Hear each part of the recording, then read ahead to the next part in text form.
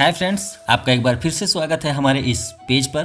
Friends, आप जानते हैं कि जीवन में कई सारी ऐसी विषम परिस्थितियां आती हैं जिन परिस्थितियों में हमें कोई एक निर्णय लेना होता है। अगर हम उसी समय कोई गलत निर्णय लेते हैं तो वो हमारी ज़िंदगी बद से बदतर बना देती है। अगर वही हमारा निर्णय सही हो जाता है तो हमारी ज़िंदगी एक अच्छी वे में चली जाती है। तो फ्रेंड्स, इसी से रिलेटेड एक छोटी सी कहानी है जो भगवान बुद्ध से प्रेरित होकर बनाई गई है, और उस कहानी को सुनने के बाद मैं आशा करता हूँ कि आप लोग भी अपने जीवन में काफ़ी कुछ निर्णय लेने में सफलता हासिल करेंगे।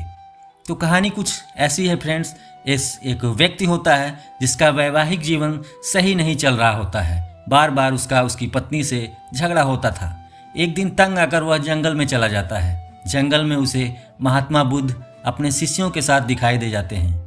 बुद्ध शिष्यों के साथ उसी जंगल में रुके हुए थे।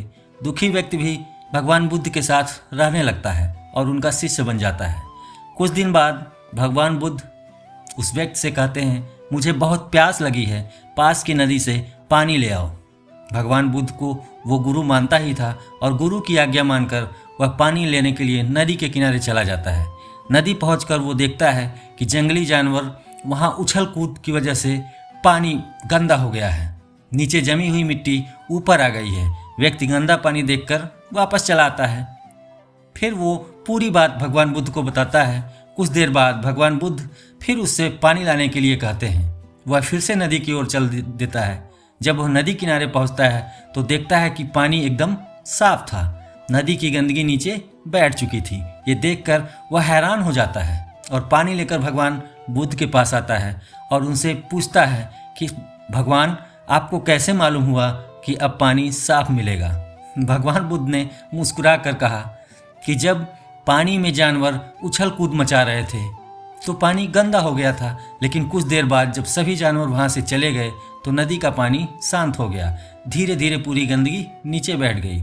भगवान बुद्ध ने कहा, जब हमारे जीवन में बहुत सी परेशानियां एक साथ आती हैं तो हमारे मन में उथल पुथल होने लगती है, शांति भंग हो जाती है। ऐसी स्थिति में हम गलत निर्णय ले लेते हैं। हमें मन की उथल पुथल शांत होने का इंतजार करना चाहिए, धैर्य बना कर रखना चाहिए। शांत मन से कोई निर्णय लेते हैं तो हमारा निर्णय सही होता है। उस व्यक्ति को ये सुनकर पूरी तरीके से समझ में आ गया कि उसने जो घर छोड़ने का निर्णय लिया था वो अशांत मन से लिया था, जो कि गलत है। और वो भगवान बुद्ध से प्रार्थना करता है कि वह अपने घर वापस लौटना चाहता है। भगवान बुद्ध उसे आशीर्वाद देकर कहते हैं, जाओ सुखी रहो। तो फ्रेंड्स, इन छोटी छोटी मोटिवेशनल स्टोरियों से हम काफ़ी कुछ अपने जीवन में सीख सकते हैं। उसका अनुसरण करके हम काफ़ी कुछ कर सकते हैं। तो फ्रेंड्स, आपको ये कहानी कैसी लगी? अगर अच्छी लगी हो तो कमेंट सेक्शन में ज़रूर बताइएगा।